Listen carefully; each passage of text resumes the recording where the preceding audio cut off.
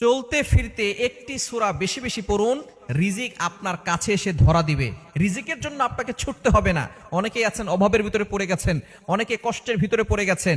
অভাব এমন একটা জিনিস, এই দারিদ্রতা একজন মানুষকে কিন্তু শয়তানের ধোকায় ফেলে দিয়ে সে আস্তে আস্তে ঈমান থেকে দূরে সরে যায়। এজন্য সবসময় আল্লাহর কাছে দোয়া করবেন, আল্লাহ আমাকে এমন দারিদ্রতা দিও না যে দারিদ্রতার কারণে আমার ঈমানের উপরে আসর পরে, ঈমানের উপরে ঘাটতি চলে আসে। এজন্য সবসময় আল্লাহর কাছে দোয়া করবেন যাতে করে আপনি হালাল ভাবে, সঠিকভাবে আপনি ইনকাম করতে পারেন। এজন্য আপনার রিজিকের পিছনে ছুটতে হবে না যদি আপনি একটি সূরা বেশি বেশি পড়েন। নবীজি সাল্লাল্লাহু আলাইহি সাল্লামের কাছে একবার এক গ্রাম্য ব্যক্তি এসে বলতেছেন, ইয়া রাসূলুল্লাহ, ইয়া হাবিবাল্লাহ, আমি টাকা পয়সা ইনকাম করি কিন্তু আমার টাকা থাকে না, আমার টাকার ভিতরে কোনো বরকত নাই। ইয়া রাসূলুল্লাহ, এমন কিছু আমল বলে দেন যে আমলের মাধ্যমে আমার টাকার ভিতরে বরকত হবে এবং আমার ঋণ মুক্ত হবে এবং আমি হালাল ভাবে সম্পদশালী হতে পারবো। নবীজি সাল্লাল্লাহু আলাইহি সাল্লাম তাকে চমৎকার একটি সূরা শিক্ষা দিয়েছেন এবং তিনি বলেছেন, তুমি ঘরের দরজায় দাঁড়িয়ে এই সূরাটা পড়বে এবং বেশি বেশি করে এই সূরাটা পড়বে এবং বিশেষ করে যখনই ঘরের সামনে যাবে তখন ঘরে প্রত্যেকটা মানুষকে সালাম দিবে। ঘরে যদি কেউ নাও থাকে তারপর তুমি সালাম দিবে এবং বিসমিল্লাহ পড়ে এই সূরাটা 3 বার পড়বে। এই সূরাটার আমল যদি তুমি করতে পারো তাহলে আল্লাহ পাক রব্বুল আলামিন তোমার ঘরের ভিতরে রিজিক দিয়ে দিবেন। তোমার যে ইনকাম থাকবে, ইনকামের ভিতরে বরকত আসবে। রিজিক নিয়ে তোমাকে টেনশন করতে হবে না, আল্লাহ পাক রব্বুল আলামিন রিজিক তোমার কাছে পৌঁছে দিবে। সূরাটা হচ্ছে সূরা ইখলাস। এই সূরা ইখলাস আমরা সকলে জানি না?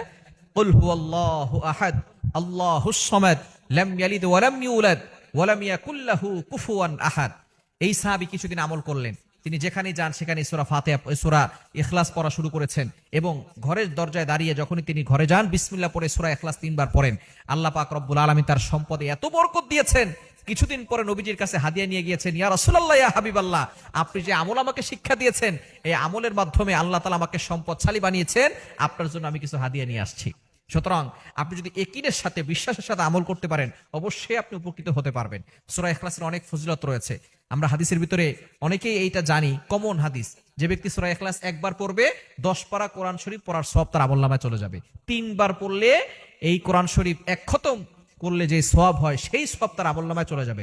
সুতরাং সূরা ইখলাসের অনেক ফজিলত রয়েছে এবং ওমর রাদিয়াল্লাহু আনহু জানিয়েছেন, নবী সাল্লাল্লাহু আলাইহি ওয়াসাল্লাম বলে দিয়েছেন, যে ব্যক্তি 10 বার সূরা ইখলাস পড়বে আল্লাহ তাআলা তার জন্য জান্নাতে একটা প্রাসাদ নির্মাণ করে দিবেন। যদি কেউ 20 বার পড়ে 2টা প্রাসাদ, 30 বার পড়লে 3টা প্রাসাদ আল্লাহ তাআলা তার জন্য জান্নাতে রেডি করে রাখবেন। এজন্য সূরা ইখলাস যত বেশি পারবেন তত বেশি পড়বেন। দুনিয়াতেও আপনি সম্পদশালী হবেন, টাকার জন্য কারো কাছে হাত পাততে হবে না, একটা কাঁচামরিচের জন্য কারো কাছে হাত পাততে হবে না।